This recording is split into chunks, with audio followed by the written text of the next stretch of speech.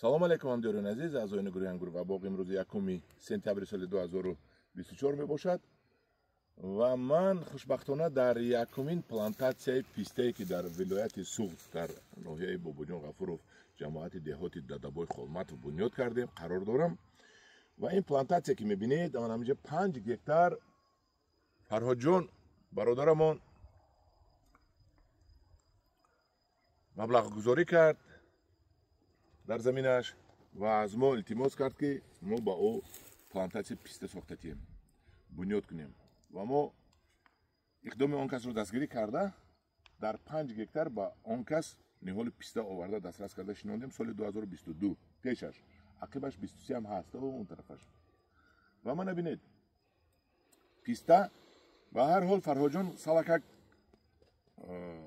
камбудӣ кардаги камбудиаш он ки ман ҳамқа мегӯям ҳамҷа ба пору рез, пору намерезад. Вақт надорад чӣ боло. Агар пору мере холин ин қадар буд. Ё ки ягон амафос медод, ҳечи надодааст. Ҳамин замини сангин об дӯстодааст. Ин замин ҳамаш санг. Агар бинед ҳама санг. Ва писта албатта қади ман 1.84 аст, алакай аз ду гузаштааст. 22 шинондем, 23 мана 24 ҳоли буд нашудааст. 3 сола буд нашудааст. соли оянда мо интизорем ки ҳамин пистаҳо ягон нишона медиҳад. Ман ачки надорам, соз нигоҳ карда наметавонам, ҳамҷа гулхона кофсодем. эҳтимол соли оянда ин пистаҳои мо намуна диҳад. ана ман чӣ хеле ки дар наворҳои пешниам нишон додам, дар Қайроқум, дар Исфара, дар Қоқан, ин ҳамин водӣ ҳаст. водии Фарғона. писта беҳтарин мешавад. дар ноҳияи Бобоҷон Ғафуров пистаам беҳтарин мешавад. мана худохоҳад соли дигар, аз соли дигараш агар насиб бошад, мо ба шумо нишон метиҳем, тасдиқ мекунем ки чӣ қадар пистаи зурд шудааст. Фарҳодҷон якум шуда ки 5 гектар писта кард, ин бурид, ин мардак, ин шахс бурид. ҳар одаме ки навигариро нотарсида мекунад, вай мебурад. мисол мегирем Шоҳ Алафро ака Абдуғаффор кардан, буридан. дигаро фикр мекунанд ки 1 грамм мешад, намешад, санҷида бинам 10 сол, ё ки пистара санҷида бинем 10 сол, 10 сол умр аст бачаҳо. 4 сол умр аст. 4 сол санҷем, 5 сол санҷем, бас ба мекунем. Хай 2 грамм, хай гиред майла шиҷгаб не, 2 гиред. Шоҳ Алаф ҳам 1 дона гиред, хай бад майни 20 сол да мешавад зиёд.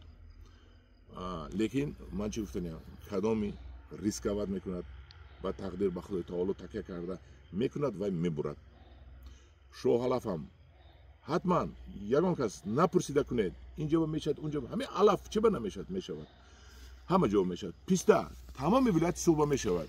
ҳамин тамоми вилояти Суғд ба гуфтам дигар савол натиҳед, аш ба мешавад не, инҷа ба мешавад не. Вилояти Суғд тамомаш ҳамин тамом аст. ман қара мебиёд бисёр вақт. бо савол метиҳанд. айни ҳам мешавад, панҷикент ҳам мешавад. бо савол метиҳанд инҷа ҳам бахшиш, маччои кӯҳӣ ба намешавад. Тамом. ана ҳамдиёрони азиз, ин буд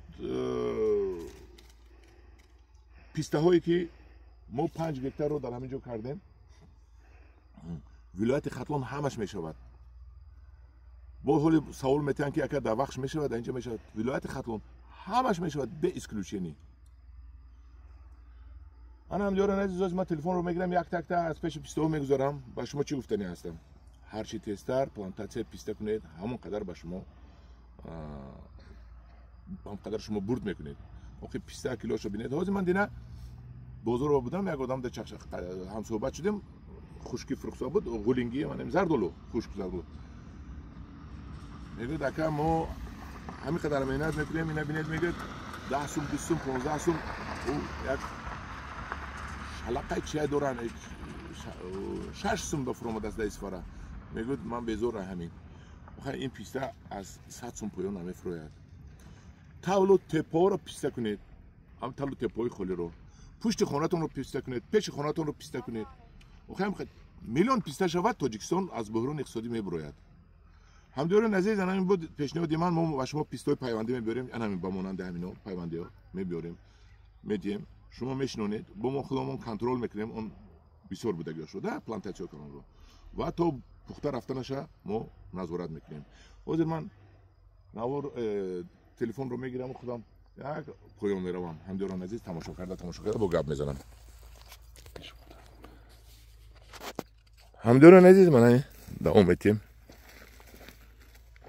Боз дигар пистаро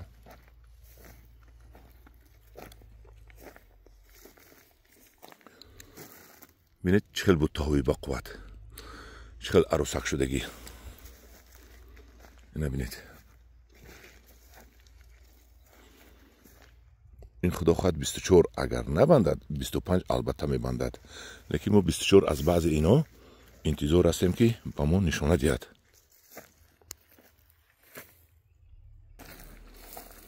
набинед. обро дуртар мондагӣ дидед, дуруст кардагӣ, бехаш об наравад. ана дуртар. бехаш 1 сол 2 сол аввал об бошад, баъд дуртар кардан дар кор об, барои ки ин аллакай решаш ҳей инҷа омадагӣ. решаш инҷа дур омадагӣ.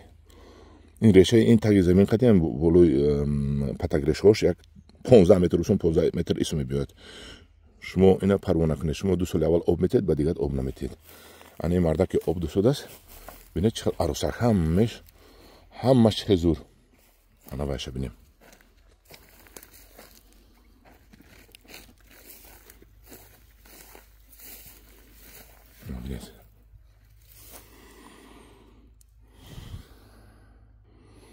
мана инашо бинем. чӣ хеле ки ба ман бобои Абдусаид нишон додан, ана ҳамин мухчиҳои гул гуфтан. ана ҳамин мухчиҳои гул барои соли оянда. хай худо кунад ки ин гул бошаду бандад соли оянда. мана инашро бинед 2.5 метр шудагӣ, баланди рафтагӣ, лекин аниқ, ана аниқ ман дисодем, ана ҳамин мухчиҳои гул. ана ҳамин мухчиҳои гул соли оянда ана ҳаминаш мебандад. худо хоҳад мебандад, барои ки ман ҳамин сиёҳи калону ман чӣ хеле ки маро ёд додагӣ буданд, ҳамаш мухчиҳои гул мебошад. хай худо хоҳад баҳори оянда умр боқӣ бошад, нишон медиҳам ба шумо. ман ҳаминҷо ҳамаш мебандад. анам хеле ҳамдиёрони азиз, хулоси гап, ҳамдиёрони азиз, манам ба шумо нишон медиҳам плантатсияи пистаро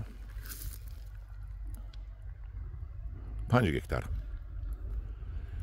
ман боварӣ дорам ки баъд аз 2 сол инҷа роҳбарияти ҷумҳурии мо меҳмонӣ мебиёяд. роҳбарияти вилоят, роҳбарияти ҷумҳурии мо инҷо албатта меҳмонӣ мебиёянд ва плантатсияи пистаро дар инҷо тамошо мекунанд. ҳамдиёрони азиз, дар паноҳи худо бошед, худо негаҳбони шумо бошад. худо хоҳад ана ин гули писта, ана ман ёфтам. дидед? ана гули писта. хай худо негаҳбони шумо бошад. ба кадоми писта дарахташ дар кор бошад, дархост кунед аз мо ба шумо мебиёрем. анам хел плантатсияи писта кунед. худо негаҳбони шумо бошад.